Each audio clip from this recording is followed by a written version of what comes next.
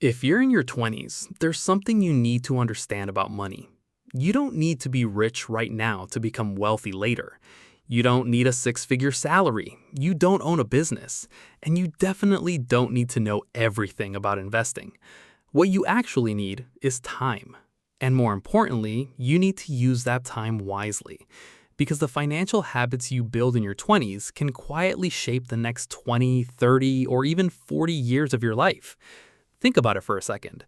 Most people spend their 20s trying to look successful. They upgrade their phone, buy expensive clothes, drive a nicer car, eat at expensive restaurants, and spend money just because they finally have some of their own. And there's nothing wrong with enjoying your life. You should. But here's the problem. If every raise you get turns into a bigger lifestyle, you're going to work harder and harder just to stay in the same place. And that's exactly why today we're talking about 5 simple habits that can help you build real wealth in your 20s. These aren't complicated strategies. You don't need to be a financial genius. You don't need to watch the stock market every single day. And you don't need to completely stop enjoying your life. These are simple habits, things you can actually start doing with the money you have right now. The first habit is learning how to pay yourself before you pay everyone else. The second is knowing exactly where your money is going. The third is avoiding the lifestyle inflation trap when your income starts going up. The fourth is learning how to invest consistently and letting time do some of the heavy lifting for you. And the fifth is something a lot of people completely overlook: increasing your ability to earn more money. Because here's the truth. Building wealth isn't about finding one magic investment or getting rich overnight. It's about making small decisions over and over again until those decisions start working in your favor. A few dollars saved today might not feel like much. A small investment every month might not look impressive. Learning a new skill might not change your life immediately. But give those habits 5 years, 10 years, 20 years, and suddenly the results can look completely different. That's the power of starting early. You don't need to be perfect. You just need to start, and then keep going. So if you're in your 20s and you're wondering what you should actually be doing with your money, stay with me. Because these 5 habits are simple, but if you take them seriously, they could completely change the way you think about money and potentially change the financial future you're building for yourself.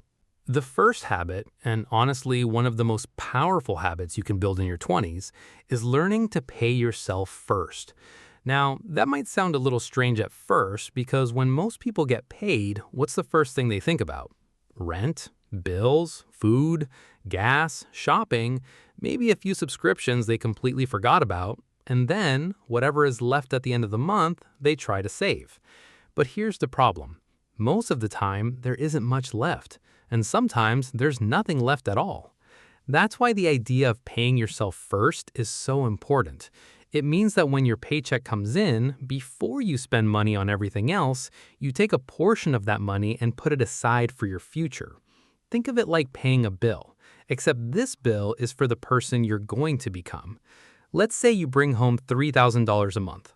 Instead of spending the entire $3,000 and hoping you somehow have money left over, what if you automatically moved $300 into savings or investments the moment you got paid?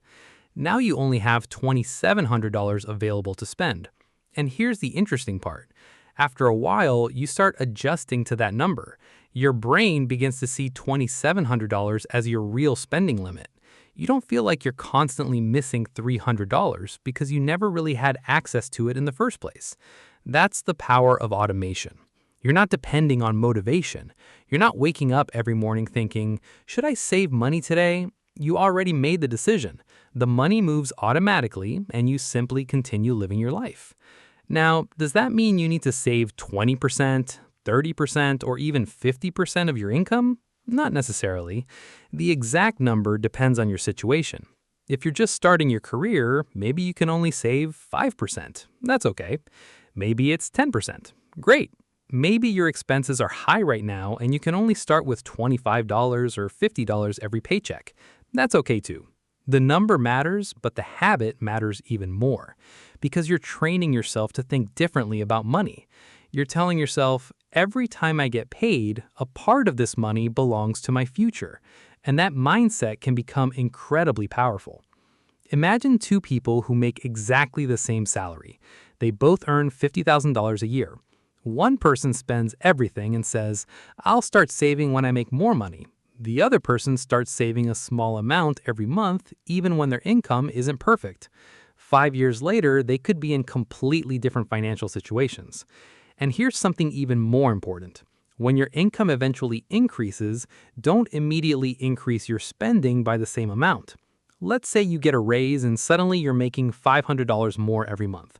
Before you upgrade your car, before you move into a more expensive apartment, before you start ordering delivery 3 more times a week, ask yourself one simple question.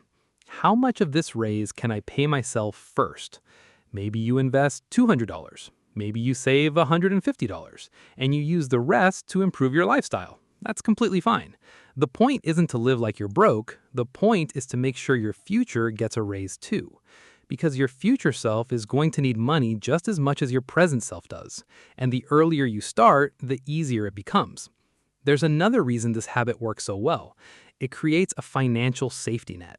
Life doesn't always go according to plan. Your car might break down, your phone might need replacing, you might lose a job. You might have an unexpected bill that you never saw coming. And when you have money set aside, those surprises don't automatically become emergencies. You're giving yourself options. You're buying yourself breathing room. And honestly, financial freedom isn't always about having millions of dollars. Sometimes it's simply having enough money in the bank that one unexpected expense doesn't destroy your entire month. That's freedom too. So if you're in your 20s and you're wondering where to start, don't overcomplicate it. Open a separate savings or investment account. Set up an automatic transfer for every payday. Start with an amount you can realistically maintain. Maybe it's $25, maybe it's $50, maybe it's $100. Whatever it is, make it automatic, and then leave it alone. Let the habit grow with you. Because here's the secret. You don't become wealthy because you suddenly discover one day how to save a huge amount of money. You become wealthy because you learn how to consistently keep a small piece of every dollar you earn and put that money to work for your future.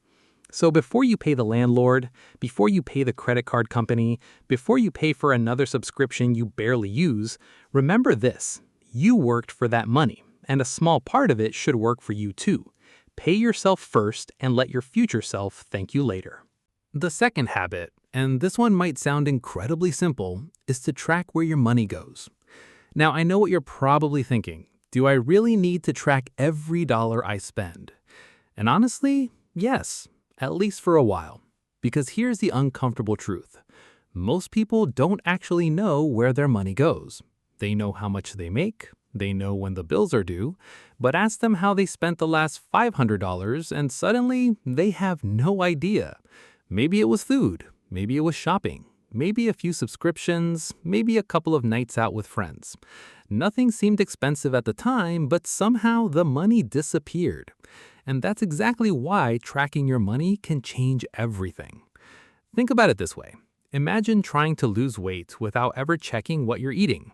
You might exercise every day, but if you have no idea how many calories you're consuming, it becomes much harder to make progress. Money works the same way. If you don't know where your money's going, you can't control where it's going. And I'm not saying you need to sit down every night with a calculator and analyze every single transaction for hours. You don't. In fact, make it simple. For the next 30 days, just pay attention. Every time you spend money, record it. Coffee? Write it down. Lunch? Write it down. Gas? Write it down. That random online purchase at 11 p.m., definitely write that one down. And yes, even the $5 or $10 purchases matter. Not because one $5 coffee is going to make you poor, but because small expenses can become habits, and habits repeated hundreds of times can become thousands of dollars. Let's say you spend $6 on coffee every weekday. That's around $120 a month. Add a few food deliveries, maybe another $150. Add subscriptions you barely use, another $50. Add random shopping, maybe $100. Suddenly, you're looking at hundreds of dollars every month that you didn't really plan for. And that's the key word, planned. There's a huge difference between spending money intentionally and spending money automatically. If you spend $100 on something you genuinely value, that's one thing. But if you spend $100 and later think, wait, where did that go? That's a completely different situation. Tracking your money gives you awareness, and awareness gives you control. Now, here's where this gets interesting. Once you start tracking your expenses, don't judge yourself. Don't look at your bank statement and think, I'm terrible with money. That's not the point. You're not tracking your money to feel guilty. You're tracking it to learn. Maybe you discover that you spend way more on eating out than you expected. Okay, now you know. Maybe you realize that you're paying for 5 subscriptions you barely use. Great. Cancel 2 or 3 of them. Maybe you discover that transportation is one of your biggest expenses. Now you can start looking for ways to reduce it. The goal isn't to cut everything. The goal is to understand your own financial behavior, because once you know your numbers, you can start making better decisions. And here's something I want you to remember. A budget isn't supposed to make your life miserable. A good budget should actually give you more freedom. Why? Because when you know exactly how much money you have available, you can spend without constantly wondering if you're going too far. You might decide, I'm going to spend $200 this month on entertainment. Great, spend it, enjoy it, don't feel guilty. But when that $200 is gone, you're done. That's control. You're not saying I can never have fun. You're saying I'm choosing where my money goes. And that small change in thinking can completely transform your relationship with money, because your money should reflect your priorities. If you say your goal is to travel, but every month your money disappears into things you don't even remember buying, there's a problem. If you say you want to buy a house someday, but you spend everything you earn today, you're making that future goal harder. And if you say you want financial freedom, but you don't even know how much you spend every month, you're trying to build a future without knowing where you currently stand. So start simple. Open your banking app. Look at your last 30 days of transactions. Don't guess. Look at the actual numbers. Add them up. Then ask yourself, was this spending intentional? Did this purchase actually make my life better? And most importantly, would I rather have this money, or would I rather have what this money could become in the future? You don't need to eliminate every little pleasure. You just need to become more intentional. Because wealth isn't only about how much money you make, it's also about how much of that money you keep and what you choose to do with it. When you start tracking your money, something powerful happens. You stop wondering where your money went, because you know exactly where it went. And once you know where your money's going, you can finally decide where you want it to go. That is the real power of tracking your money. The third habit, and this is one that can quietly make or break your financial future, is learning how to avoid lifestyle inflation. Now, lifestyle inflation sounds like a complicated financial term, but it's actually pretty simple. It means that as your income goes up, your spending goes up with it. And honestly, this happens to almost everyone. You get your first real job, your salary is higher than it has ever been, and suddenly things that used to feel expensive don't seem so expensive anymore. You think, I can afford this now, so you upgrade your phone. You move into a nicer apartment. You start eating at more expensive restaurants. Maybe you get a new car. You subscribe to more services. You take more trips. And none of these decisions seem crazy by themselves. That's the problem. One upgrade doesn't feel dangerous. Another one doesn't feel dangerous. But eventually, your entire lifestyle becomes more expensive. And suddenly, even though you're making more money, you don't feel any richer. You just have more bills. Think about it. Imagine you were making $3,500 a month and somehow managed to live comfortably on that amount. Then you get a raise. Now you're making $4,500. That's great, right? You might think, finally, I can breathe a little. But instead of saving or investing some of that extra $1,000, you increase your lifestyle. Maybe your rent goes up by $400. Your car payment increases by $250. You eat out more often, another $200. And suddenly that $1,000 raise is completely gone. Then you get another raise a year later, and the same thing happens again. Your income goes up, your spending goes up, and your financial position barely changes. That's the lifestyle inflation trap. And here's the scary part.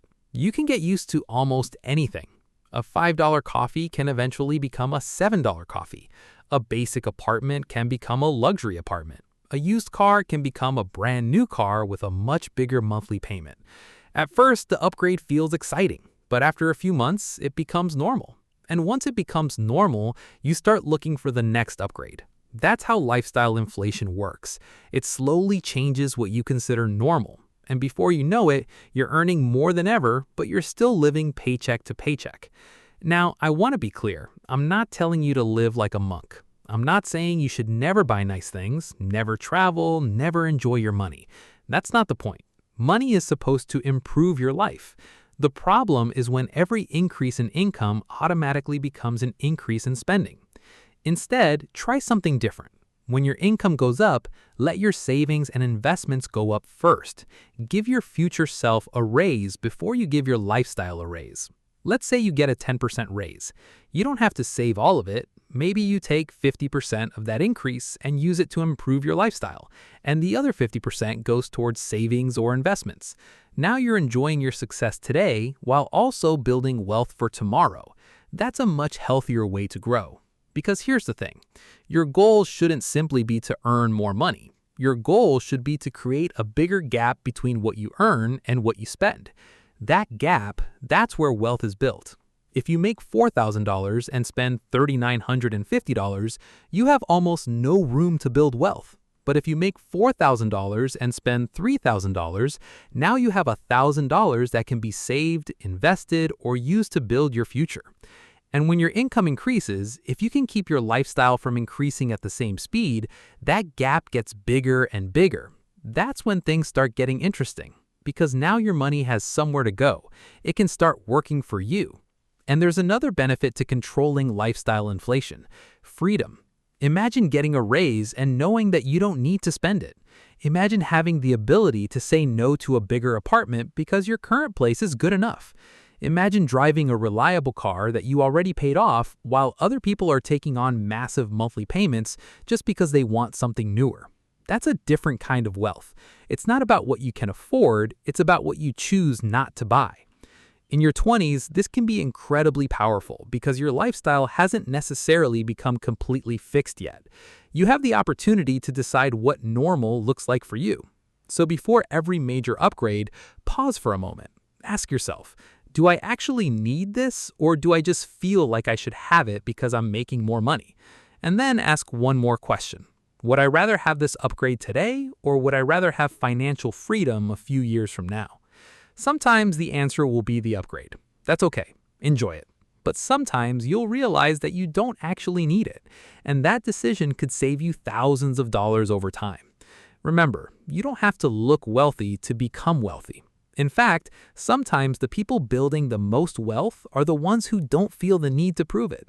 So let your income grow, let your savings grow, let your investments grow, and let your lifestyle grow slowly. Because if you can master one simple idea in your 20s, it's this: when you earn more, don't automatically spend more. Make your money work harder before you make your lifestyle more expensive. Your future self will be glad you did. The fourth habit, and this one can completely change the way you think about money, is to invest consistently. Now, when you hear the word investing, you might immediately think about the stock market, complicated charts, financial experts, people staring at screens all day, trying to figure out which stock is going to explode next. But investing doesn't have to be that complicated. In fact, for most people, especially when you're in your 20s, the biggest advantage you have isn't knowing which stock will go up tomorrow. It's time.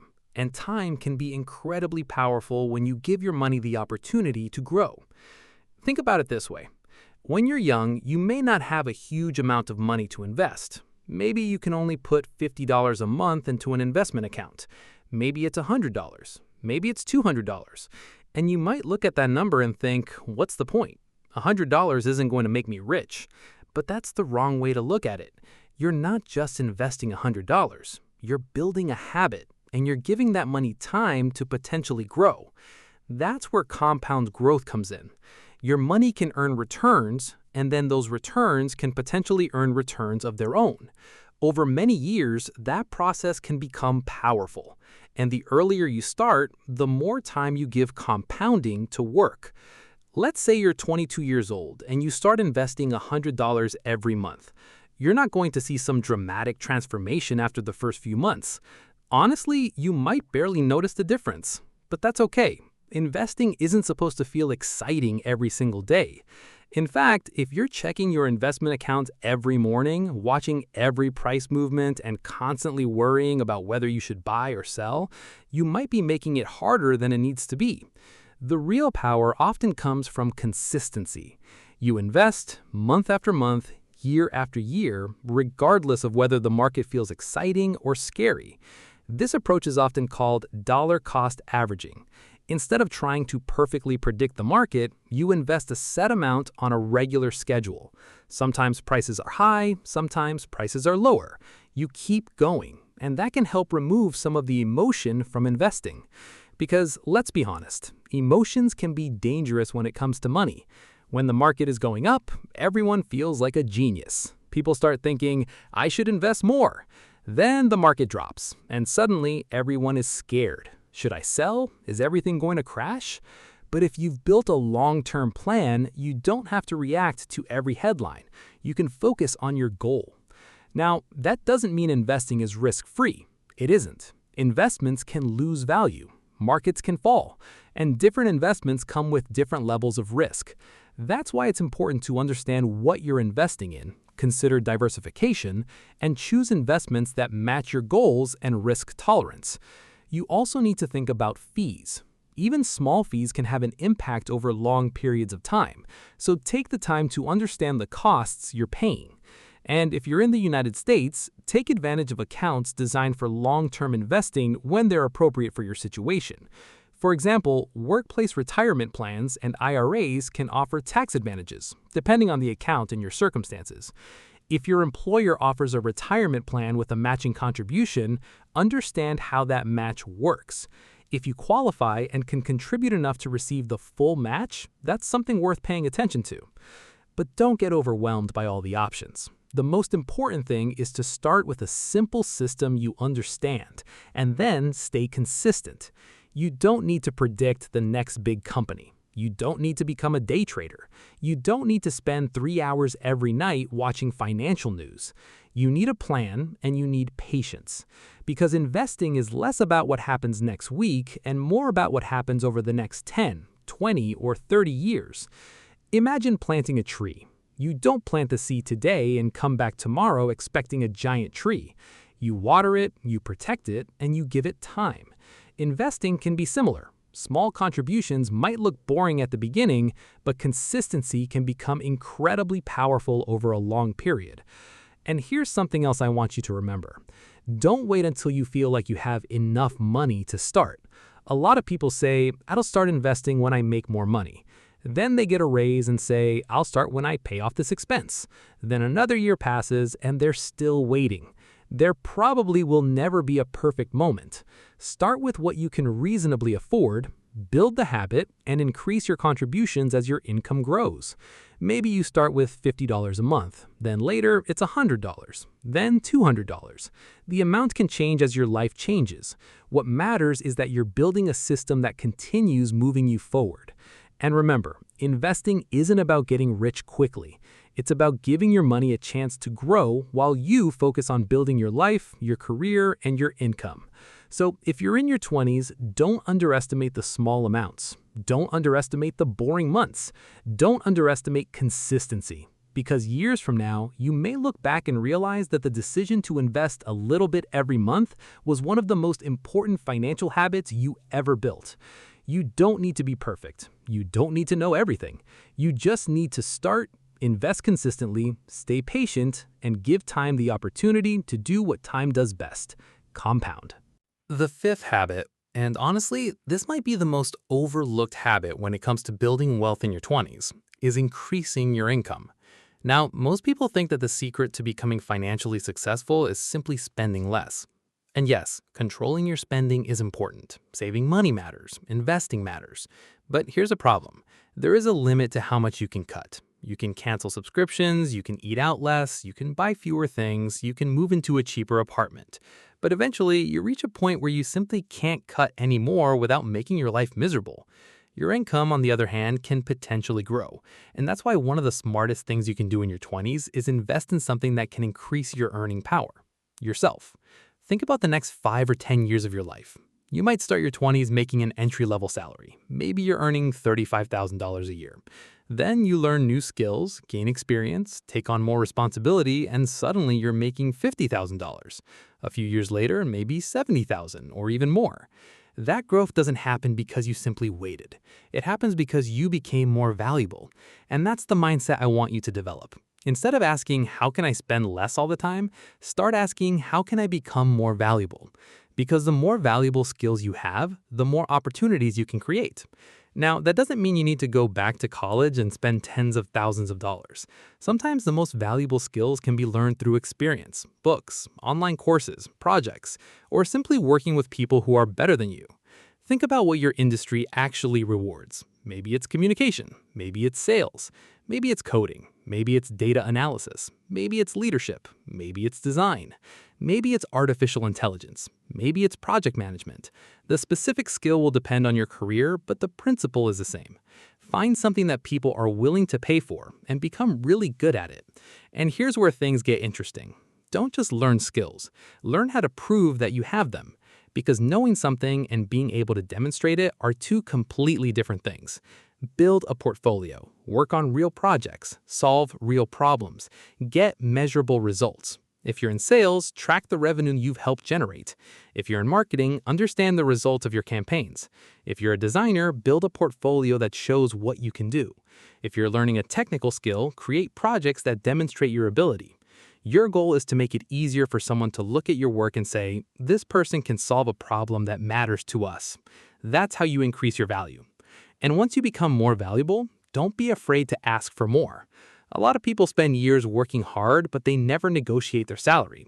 They assume that if they do good work, someone will automatically notice and reward them. Sometimes they will, but you shouldn't build your financial future around hope. Know what your work is worth. Understand the market. Keep track of your accomplishments, and when the right opportunity comes, be willing to have the conversation. Sometimes the fastest way to increase your income isn't working more hours, it's finding a better opportunity. Maybe another company values your skills more. Maybe another role offers better growth. Maybe you can negotiate better compensation. And sometimes you can create an additional income stream. Maybe you freelance on weekends. Maybe you consult. Maybe you create digital products. Maybe you start a small online business. Maybe you use a skill you already have to solve problems for other people. You don't need 5 side hustles. You don't need to turn every hobby into a business. You just need to understand that your income doesn't always have to come from one source forever. But here's an important warning. Don't chase every new make money online trend you see. Your time is valuable. Your attention is valuable. And a lot of opportunities online are designed to make you feel like you're missing out. You don't need to chase every trend. Build real skills, create real value, and stay patient. And here's another powerful habit. Every time your income increases, don't immediately increase your lifestyle. Remember what we talked about earlier. If you get a $10,000 raise, you don't have to spend the entire $10,000. Maybe you use part of it to improve your life, but send another portion towards savings, investments, or paying down expensive debt. That's how an income increase turns into actual wealth. Because making more money doesn't automatically make you wealthy. What you do with the additional money, that's what matters. Imagine 2 people who both get a $10,000 raise. One person spends every extra dollar. The other uses the increase to invest, save, and improve their financial position. They both earned more, but only one of them created a bigger gap between income and expenses. And that gap is where wealth grows. So if you're in your 20s, don't just focus on saving the next $50. Focus on becoming the kind of person who can earn an extra $500, then $1,000, then potentially much more. Learn, practice, take on challenges, ask for feedback, build relationships, look for opportunities, and don't be afraid to start before you feel completely ready. Your 20s are a powerful time to experiment. You can make mistakes, learn from them, change direction, and try again. Every skill you build can potentially increase your future options. And that's what this is really about. Increasing your income isn't just about having more money in your bank account. It's about having more choices. More choices about where you live, more choices about the work you do, more choices about how you spend your time, more ability to handle unexpected expenses, and eventually, more freedom.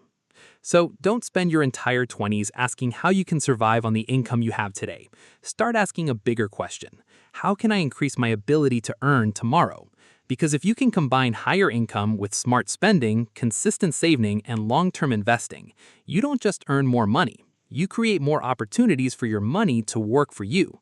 And years from now, you might look back and realize that one of the best investments you ever made wasn't a stock, wasn't a business, and wasn't some complicated financial strategy. It was you. If you made it this far, I want you to remember one thing. Building wealth in your 20s is not about becoming rich as quickly as possible. It's about becoming financially stronger, one decision at a time. You don't need to have everything figured out right now. You don't need a perfect career. You don't need a huge salary, and you definitely don't need to be an expert in money. What you need is a few good habits and the discipline to repeat them long enough for those habits to make a difference. Think back to the 5 habits we talked about. Pay yourself first, so a part of every paycheck goes toward your future before you have a chance to spend it. Track where your money goes because you can't control something you don't understand. Avoid lifestyle inflation, so every raise doesn't disappear into a more expensive lifestyle.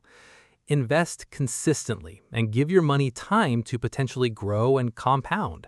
And finally, increase your income because becoming more valuable can give you more opportunities, more choices, and more financial freedom. None of these habits sound exciting. That's actually the point. Building wealth usually isn't some dramatic moment where everything suddenly changes. It's the small decisions you make when nobody's watching. It's choosing to save that extra $50 instead of spending it. It's checking your bank account instead of ignoring it. It's saying no to a purchase you don't really need. It's investing even when the amount feels small. It's spending a few hours learning a skill that could increase your income years from now. These decisions might feel insignificant today, but give them enough time and they can completely change where you end up. And here's something I really want you to understand. You don't have to be perfect. You're gonna overspend sometimes. You're gonna make financial mistakes. You're gonna buy things you probably shouldn't have bought. That's life. Don't let one bad decision become an excuse to give up completely. If you make a mistake, learn from it, adjust, and keep moving forward. What matters is the direction you're going, not whether every single step is perfect. Your 20s are also a time to enjoy your life, so don't become so obsessed with saving money that you forget to live. Spend money on things that genuinely matter to you. Travel if you love traveling. Spend time with people you care about. Enjoy experiences. Buy something you really value once in a while. The goal isn't to make your life miserable today just so you can hopefully enjoy life decades from now. The goal is balance. Enjoy today while still protecting tomorrow. Because real wealth isn't just about having a big number in your bank account. It's about having options. It's being able to handle an unexpected $1,000 expense without completely panicking. It's being able to leave a job you hate because you have savings. It's being able to take an opportunity because you aren't drowning in debt. It's being able to spend your time doing things that actually matter to you.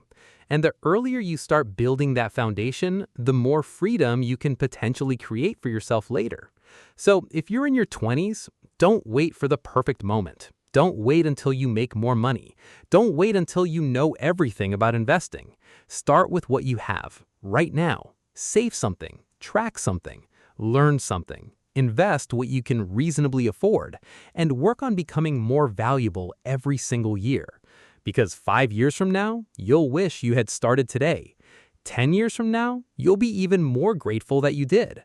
Your future self is depending on the choices you make right now. So start small, stay consistent, and keep moving forward. And if this video gave you even one idea you can use, hit the like button, subscribe to the channel, and share this video with someone who's also trying to build a better financial future. Remember, you don't need to get rich overnight. You just need to make better financial decisions consistently for a very long time. Start today and let your future self say, "I'm glad I did."